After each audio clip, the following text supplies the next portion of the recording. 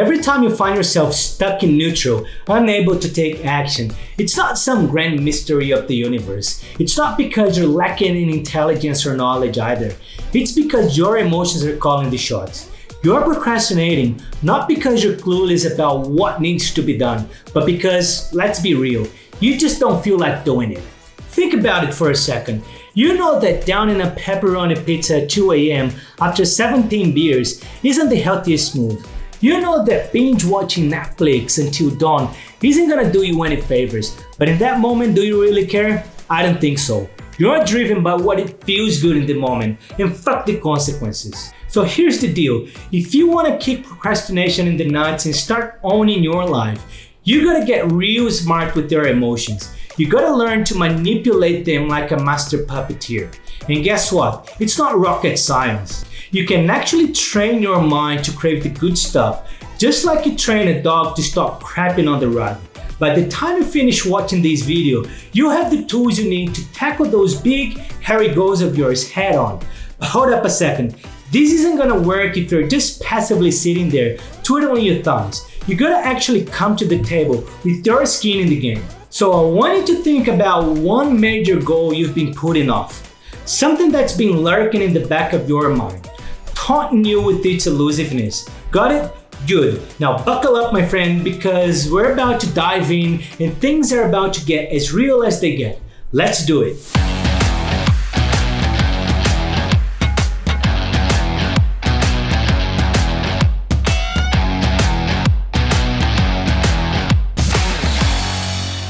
When it comes to changing your behavior, forget about all that fluffy, feel-good crap you've been spoon-fed.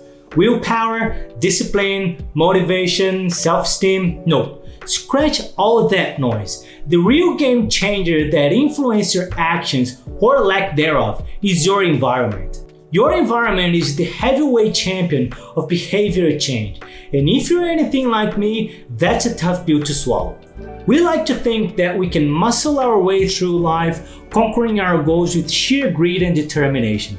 But the cold hard truth, backed up by real science, is this. If you want to make a real change, you gotta set the stage for success. Picture this. You want to shed some pounds, right? So what do? You don't sit around waiting for motivation to strike or wishing on a damn vision board. No, you take action. You clear out all that junk food from your fridge like Marie Kondo. You pre-order your healthy meals for the next month right after dinner. That's how you set yourself up for success. Or maybe you're on a mission to become an early riser. You're tired of hitting the snooze button and dragging yourself out of bed at the crack of noon. Well, guess what? You gotta play dirty with yourself. Not only you must set the alarm clock on the other side of the room, so you have to physically haul your sorry ass out of bed to shut them off, but you must also start sleeping with the windows and blinds open so daylight and your neighbor's lawnmower disturb your beauty sleep. See, the key here is to make your desired change so damn easy that it's pretty much impossible to fail. You gotta tailor your environment so good that you're setting yourself up for success even before you take the first step. So forget about waiting the stars to align or some cosmic force to swoop in and save the day. If you wanna crush your goals and become the badass you're meant to be, take matters into your own hands. Manicure that environment of yours like your life depends on it. Cause guess what? It fucking does. The second most powerful tool that we have to influence our minds is establishing a reward system. Here's the deal. The smarter you are, the more prone you are to fucking around. Yeah, that's right. Smart folks like us are the world's experts at coming up with a zillion excuses to avoid getting off our butts and doing what needs to be done.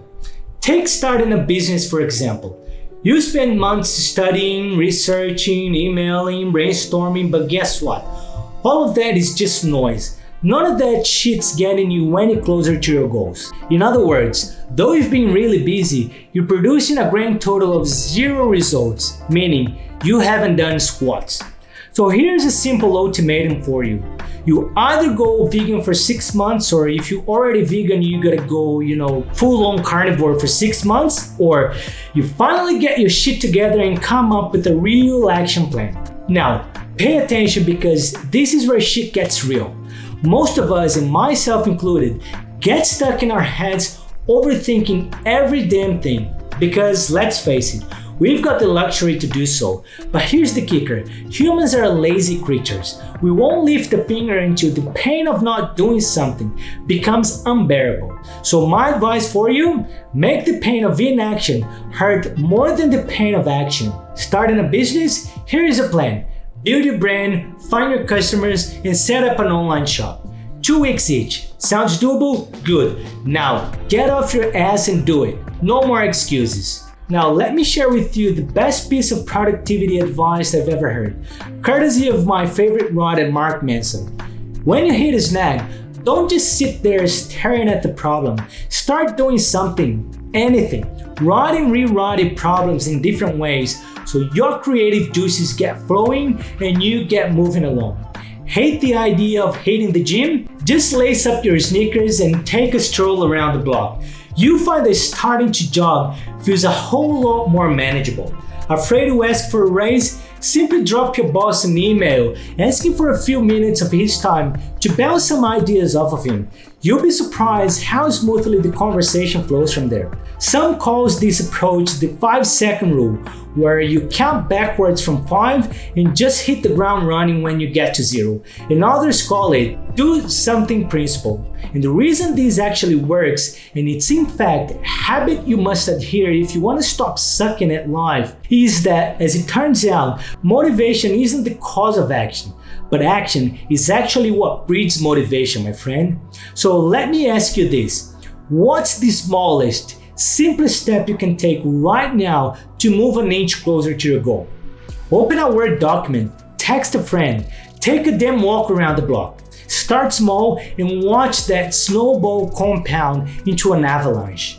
And here's another thing, celebrate your wins, baby. Treat yourself to something nice after a few weeks of kicking ass. But hey, don't go overboard. You don't want to sabotage your progress by overindulging in such a way that it hinders your next step. Celebrate wisely, my friend. In fact, if you want to double down and kick your progress into high gear, celebrate your progress in the most productive way possible, like hiring a marketing consultant or a financial advisor or a business coach. So there you have it. Incentive, action, celebration. Trigger, behavior, reward. 3 simple steps to kick procrastination right where it hurts.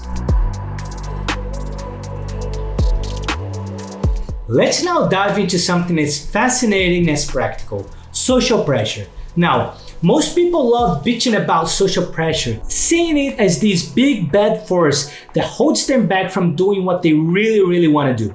But what if I told you that you could actually use social pressure to your advantage? Would that strengthen your fist to punch procrastination in the face even harder? So here's the deal. We humans are social creatures. We crave connection, validation, and belonging. We thrive when we're part of a community. So why not tap into that inherent desire for approval to fuel your motivation? It's like throwing jet fuel on the fire of your ambition. Harnessing social pressure to drive you towards your goal is one of the smartest moves you can make. Take me for example. I've always dreamed of having my own YouTube channel, sharing valuable insights and inspiring ideas with the world. So at the end of last year, I took the plunge. I quit my full-time gig, scaled back my coaching business, and temporarily relocated to Brazil, where the cost of living is a whole lot friendlier to my bank account than Sydney, Australia. Why? So I could pour more of my time and energy into creating killer content on the internet. Now, here's where the magic happens. Now that I'm here in Brazil, my family and friends know what I'm up to. And let me tell you, that creates a certain pressure. A good kind of pressure though. It's like having a cheering squad rooting for me to crank out more videos. And I'm all in. I'm itching to level up my video editing skills so I can churn out even more content. And you better believe I'm not holding back one bit. Truth is, my family and friends think I'm a fucking lunatic, as everywhere I go, I lug my camera, lens, lights, and all other video making gear I own. And here's another thing, the power of social influence works both ways. While I'm busy motivating and empowering my clients to go after their dreams, I find myself on the receiving end of that same motivation. It's like motivation has this funny way of coming full circle, like some kind of cosmic karma. So here I am, living proof that when you sprinkle a little encouragement and support into the world, you find it coming right back at you. It's a beautiful thing, really. And hey, if I can do it, so can you. So go ahead, lean into that social pressure and watch as it thrusts you towards greatness. Let's take a journey back in time to just a few months ago. The Marco Cepedino of last year would have deemed uploading one measly video a month a total flop. But you know what? Such supposed failure turned out to be one of the best damn things that ever happened to me. It taught me a thing or two about the ins and outs of the YouTube game, and more importantly, it taught me a thing or two about myself. Sure, I might have fallen short of my own expectation, but in doing so, I managed to forge connections with fellow creators who've been around the block a few more times than I have. And perhaps most crucially, it got the ball rolling. In just a couple of months, I accomplished more than I had in an entire year since I first dipped my toes into the YouTube waters. Talk about a wake-up call, huh? That's why I'm here to preach the gospel of failure. Yeah, uploading a handful of videos in a whole year might sting a bit, but let me tell you something. I've never learned more in my entire life. I didn't just see it as a setback. I saw it as an opportunity to level up, to grow, to evolve. And that, my friend, is why I'm always harping on about the true nature of goals. Sure, hitting those milestones like shedding 20 kilos or racking up 100,000 subscribers or 1 million views is very sweet. But here's the real kicker. It's not about the destination, it's about the journey. It's about the blood, sweat, and tears you pour into the grind. It's about the hustle, and more hustle. If I could hop in a time machine and shoot the shit with my younger self from 5 years ago, here's what I'd say. Dude, just freaking go for it. Stop majoring in the minor stuff. Nobody gives a damn about your view count or whether your content is a bit rough around the edges. Just take action and the rest will fall into place. Trust me, you'll learn more from doing something, anything, than you'll ever will from sitting on your ass and overthinking every damn thing. And let me tell you folks, I'm learning. Oh boy, am I learning.